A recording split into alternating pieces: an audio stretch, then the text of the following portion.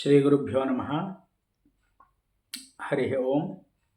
ఇప్పుడు మనం చెప్పుకోబోయేటువంటి అంశం ఏమిటి అంటే అండి, కాశీఖండంలో చాలా అద్భుతమైనటువంటి మోక్షలింగాలు అయితే ఉన్నాయండి.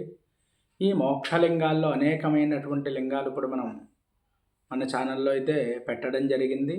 ఇప్పుడు మనం ఈరోజు చెప్పుకునేటువంటి అంశం ఏమిటి, ఆ యొక్క స్వామి పేరు ఏమిటి అంటే భారభూతేశ్వరుడండి. ఈ యొక్క భారభూతేశ్వరుడు లింగం ఎక్కడుంది, ఏమిటి దాని విశేషం అనేది మనం తెలుసుకుందాం. ఈ భారభూతేశ్వరుడు అంటే ఈ యొక్క పరమేశ్వరుడు యొక్క భూతగణాల్లో ఒకటి. అందువల్లే భారభూత్ అంటూ ఉంటారు ఈయన్ని. ఈ భారభూతేశ్వర లింగానికి వెళ్ళాలి అంటే కొంచెం ఈ దారి కూడా మనకి చాలా ఇబ్బందిగా ఉంటుంది. ఇది చాలా వరకు మనం చాలా కన్ఫ్యూజ్ అయిపోతూ ఉంటామండి. అందువల్ల ఈ మోక్షలింగాలు మనకి చాలా చోట్ల మనకి 18 కూడా అక్కడొకటి ఇక్కడొకటి ఇలా ఉంటూ ఉంటాయి, ఒకే చోట కాకుండా. కొంచెం ఇది చాలా శ్రద్ధగా అయితే వెతికితే దొరుకుతాయండి. దొరక్కపోవడం అనేది ఏం లేదు, కానీ దొరుకుతాయి. మరి అందులో భాగంగా ఈ లింగానికి ఎలా వెళ్ళాలి అనేది నేను మీకు ఇప్పుడైతే చూపిస్తాను. మీరు కూడా తప్పక ప్రయత్నం చేయండి. ఇదేమీ లేదు, కష్టమైనటువంటి విషయం అయితే కాదు. కానీ భక్తితో స్వామిని ఒక్కసారి మనం విశ్వేశ్వరుని దర్శనం చేసుకుని, మహానుభావ ఆ యొక్క మోక్షలింగాలన్నింటినీ కూడా చూసేటువంటి అధికారాన్ని మాకు ప్రసాదించు అని చెప్పి ఒక్కసారి స్వామిని మనం ప్రార్థించి పంచాక్షరి జపాన్ని చేసినట్లయితే మనకి తప్పకుండా దర్శనం అవుతాయండి. ఎందుకంటే నేను చాలాసార్లు వెళ్ళినప్పుడు కొన్ని వెళ్దాము అనుకుని, అయ్యో మనకి తెలుసు కదా వెళ్ళిపోదాం అనుకుని నేను చాలాసార్లు వెళ్ళడం అయితే జరిగింది.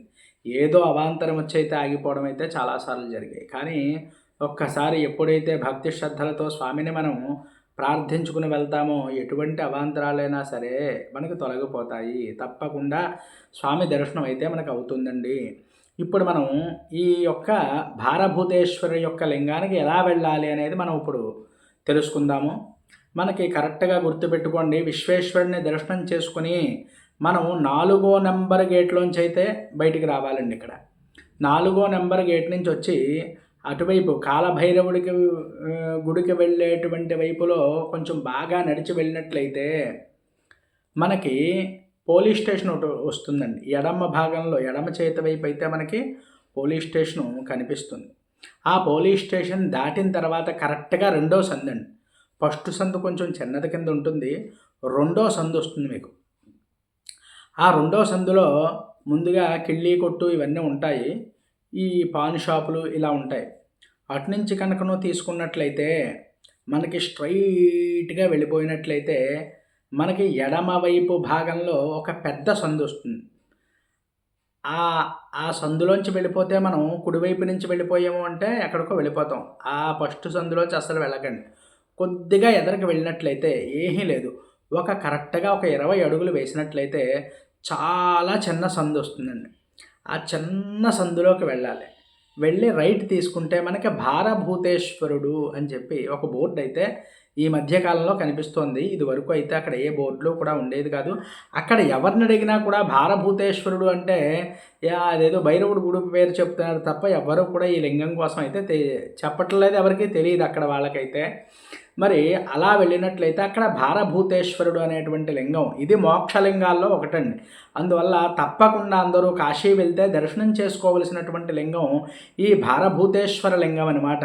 ఇది కొంచెం వెళ్ళడం కష్టంగా ఉంటుంది, కానీ మనం మనస్సు పెట్టి దృష్టి పెట్టి వెళ్ళినట్లయితే ఖచ్చితంగా అయితే మనకి అవుతుందండి. అందువల్ల మీరందరూ కూడా కాశీ వెళ్ళినప్పుడు ఏం చేయాలి అంటే, ఇటువంటి అద్భుతమైనటువంటి లింగాలన్నీ ఉన్నాయి కాబట్టి మనం ప్రయత్నం చేసినట్లయితే ఆ పరమేశ్వర అనుగ్రహం తప్పకుండా కలుగుతుంది అనే ఉద్దేశంతో అందరూ కూడా ఏమిటి అంటే వెళ్ళిన తర్వాత మనం ఏం చేయాలి అంటే స్వామివారిని ఒకసారి దర్శనం చేసుకోవాలి. కనీసం ఇటువంటి అద్భుతమైనటువంటి లింగాలు మరి ఈ జన్మలో చేసుకోకపోతే మనం ఏ జన్మలోనూ కూడా చేసుకోలేము. ఎందువల్ల అంటే మనకి ఎన్నో జన్మల్లో చేసినటువంటి సుకృతం ఉంటేనే ఈ మానవ జన్మ వస్తుంది. ఈ మానవ జన్మలో కూడా ఎన్నో జన్మల్లో సుకృతం ఉంటేనే ఆ పరమేశ్వరానుగ్రహం లభిస్తుంది. ఆ పరమేశ్వరానుగ్రహం లభిస్తేనే మనం కాశీలో అడిగట్టగలుగుతామండి. ఇది గుర్తుపెట్టుకోండి.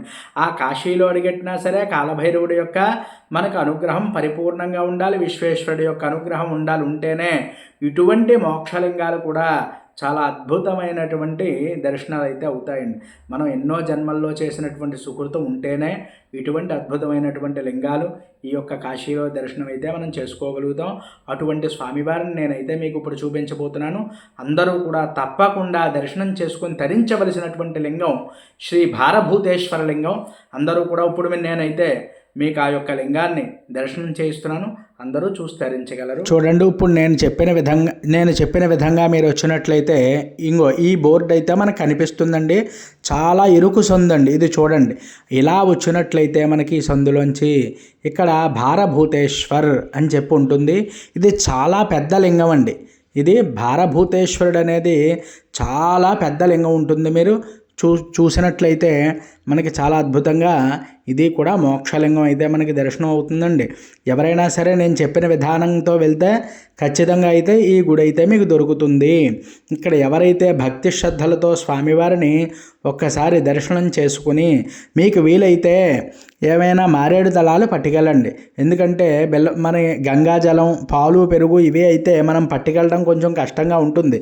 కానీ చాలా సులువుగా మనకి సూక్ష్మంలో మోక్షం ఏమిటి అంటే మరి ఈ మారేడు దళాలు పట్టుకెళ్ళినట్లయితే మనకి స్వామికి అయితే అర్చన చేసుకోవచ్చండి.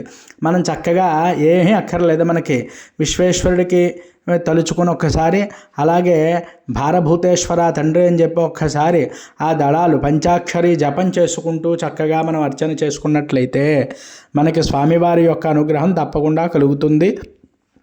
ఇది కూడా చాలా అద్భుతమైనటువంటి మోక్షలింగం కాబట్టి భారభూతేశ్వర అని చెప్పి చక్కగా స్వామిని మనం వెళ్ళినట్లయితే అక్కడ ఒక దళం వేసి దండం పెట్టుకున్నట్లయితే ఈ స్వామివారి యొక్క అనుగ్రహం కలుగుతుంది. మన ఛానల్ సబ్స్క్రైబ్ చేయండి, లైక్ చేయండి, కామెంట్ చేయండి. ఎవరికైనా ఉపయోగపడుతుంది.